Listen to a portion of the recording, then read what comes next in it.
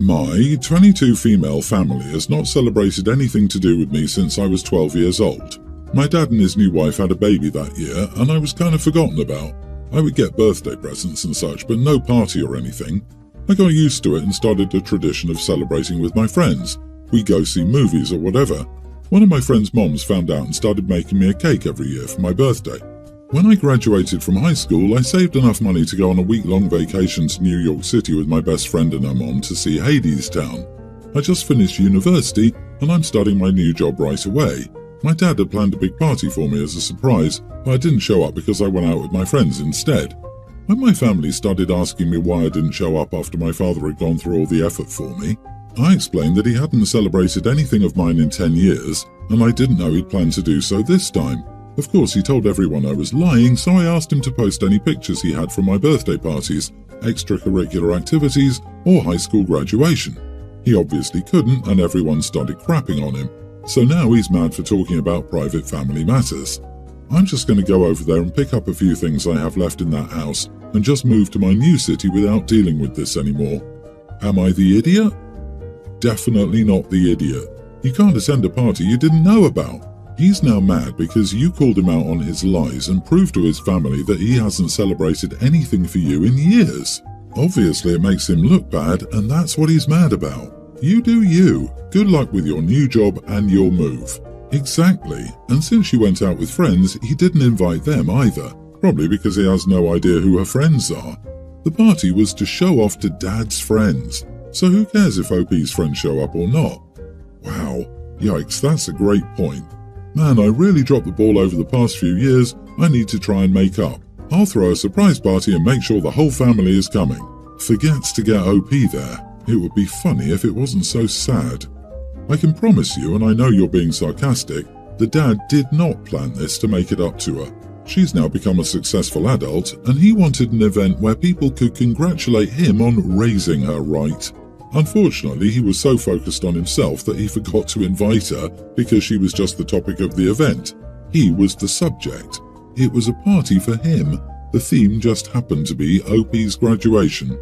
Even ignoring everything else, there's something sadly hilarious about the fact he didn't even realize OP always goes out with friends on special occasions.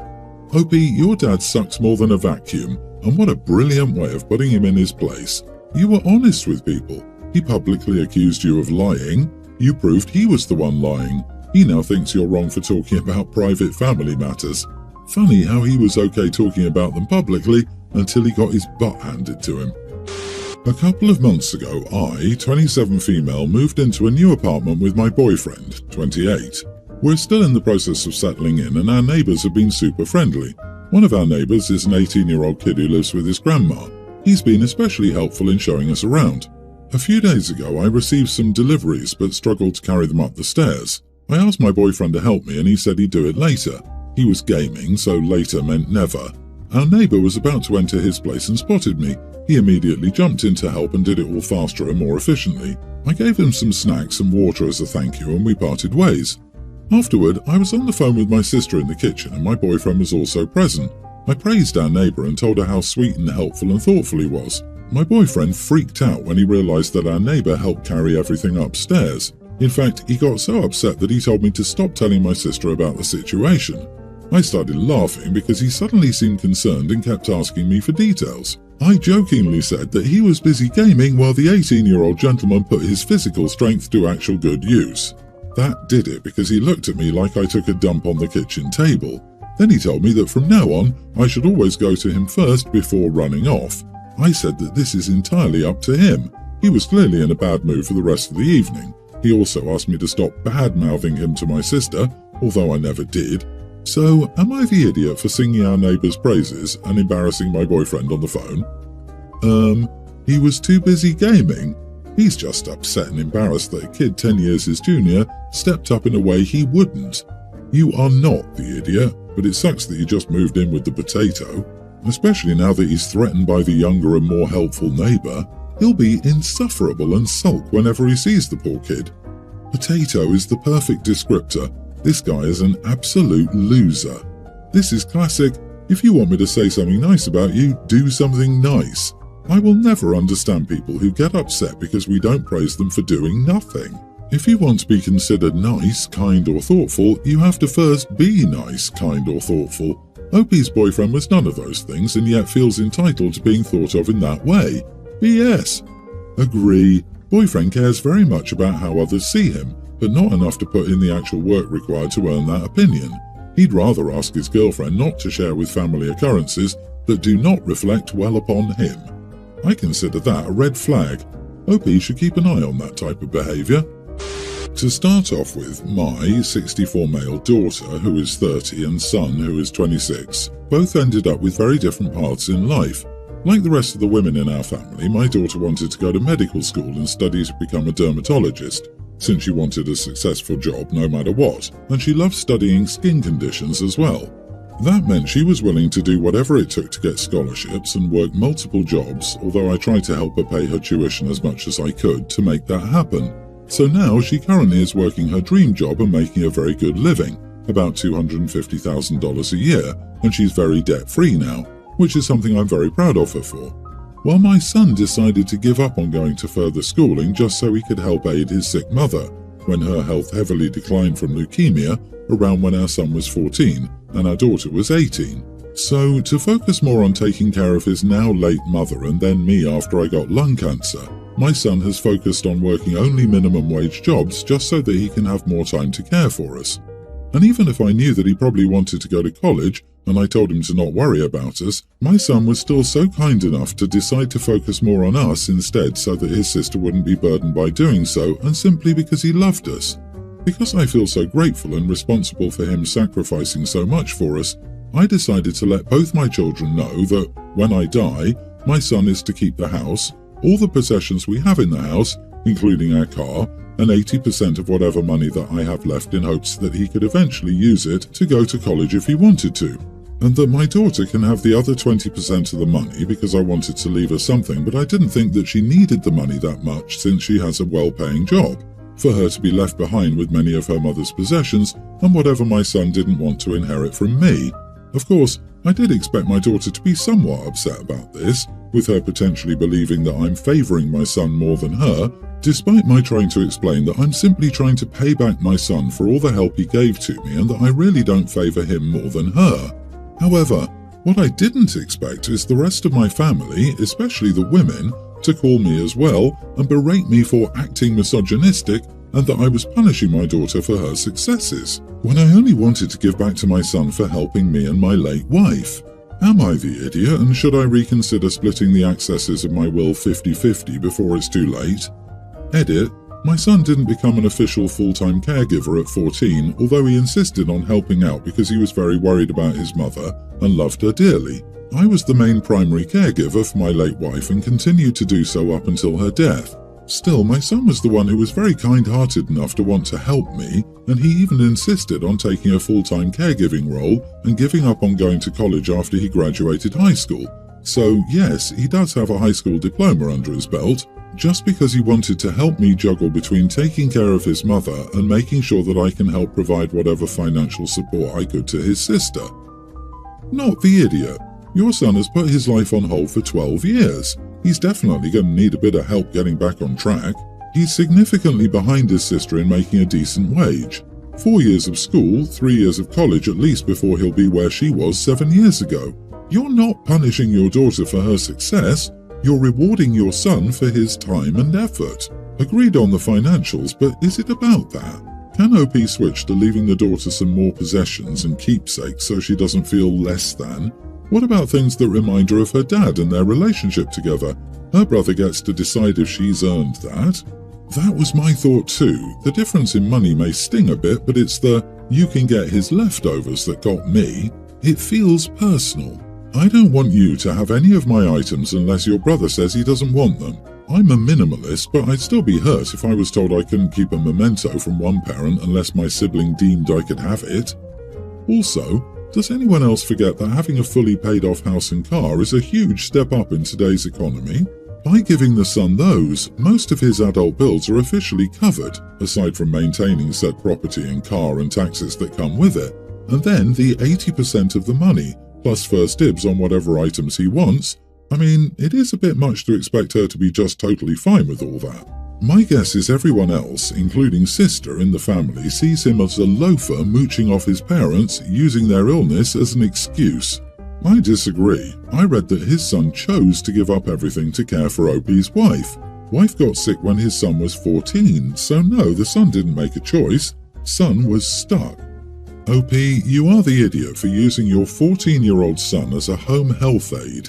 Depending on where you live, you could have been eligible for a home health aide, but you chose to allow your child to throw away their future for your benefit. My wife and I have 2 kids, Annie, female teen, that's hers, and Zoe, female teen, that's mine. We got married 4 months ago. Zoe is very active. She goes to painting, violin, basketball, and ballet classes. She always has to do something and hates having nothing to do. Unlike most teenagers, she doesn't spend much time on her phone or electronics. These are her only hobbies. Now that we're married, my wife asked me to sign Annie up for a class as I make more than her and she can't afford it.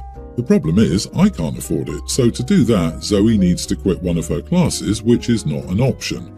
I told my wife that Annie never did anything, so why does it suddenly have to change? Like she was completely fine with playing with her phone all the time for 15 years, but now that it will be from my money, she suddenly needs to go to a class. And it's fine if she does, but then my wife should be the one paying. My wife thinks I'm a huge idiot. Edit. My wife puts more money in her daughter's college fund and I do too. If she wants classes for her daughter, she can put less money in her college fund and not expect me to do so. Annie has her own dad, but I guess he can't be bothered. You are the idiot. Why was this not discussed before you were married? When you marry someone, you create a family. Annie may not be your biological daughter, but would you find the money to sign her up for at least one class if she were? Probably. This kind of favoritism will breed resentment among the girls and, worst of all, is a bad life lesson to Zoe. Your description of Zoe is glowing. Annie? Not so much. I'm sure Annie will pick up on this. Have you ever thought that Annie spends more time on her phone because she hasn't been given the opportunities to take classes like Zoe has? That should change.